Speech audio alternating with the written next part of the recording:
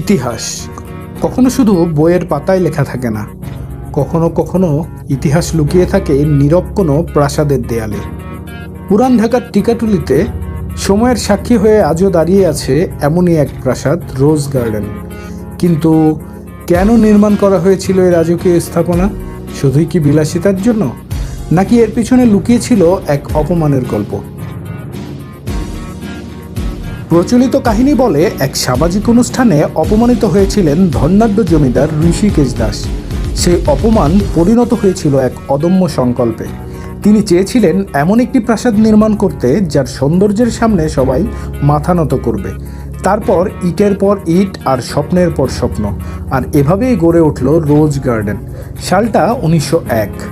চারিদিকে গোলাপের সুবাস, ভেতরে রাজকীয় নৃত্য, সঙ্গীত আর অভিজাতদের আয়োজন। মনে হচ্ছিল এই জৌলুস কখনোই ফুরোবে না। কিন্তু সময় সব কিছু বদলে দেয়। ঐশ্বর্য হারিয়ে যায়, স্বপ্ন ভেঙে পড়ে, আর একদিন আর্থিক কষ্টে পড়েই নিজের হাতে গড়া এই প্রাসাদটি বিক্রি করতে বাধ্য হন ঋষিকেশ দাস। এরপর 1936 সালে খান বাহাদুর কাজী আব্দুর রশিদ প্রাসাদটি কিনে নেন। এর নাম দেন রশিদ মঞ্জিল।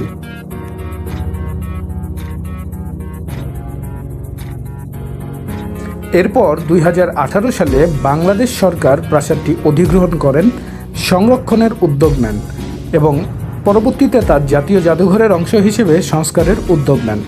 বর্তমানে মাত্র 30 টাকা টিকিটে ভেতরে গিয়ে সময় কাটিয়ে আসতে পারেন। সত্যি বলতে ভবনটি ছাড়া তেমন কিছুই নেই এখন দেখার মতো।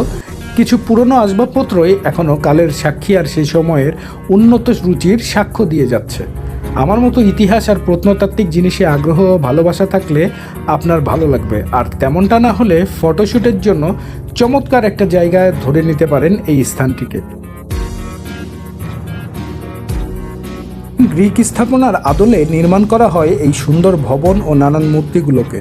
সাদা শ্বেতপাথরের নির্মিত মূর্তিগুলো হয়তো একসময় গভীর জ্যোৎস্না রাতে জীবন ফিরে পেত আর ঘুরে বেড়াতো বাগানবাড়ির চারপাশে। দৃশ্যটি কল্পনা করতেই শরীর শিউরে উঠছে। আর বারান্দায় ব্যবহার করা হয়েছে রঙিন কাজ। এই রঙিন কাজ নিয়ে আসা হয়েছে সেই সময়েই সুদূর বেলজিয়াম থেকে। তো যাই হোক, প্রিয়জন অথবা পরিবারের মানুষদের সঙ্গে করে নিয়ে আসতে পারেন এই স্থানটিতে। রোজ গার্ডেন সকাল 10টা থেকে বিকেল 5টা পর্যন্ত খোলা থাকে। তো কবে যাচ্ছেন এই স্থানটিতে কমেন্ট করে জানিয়ে দিন।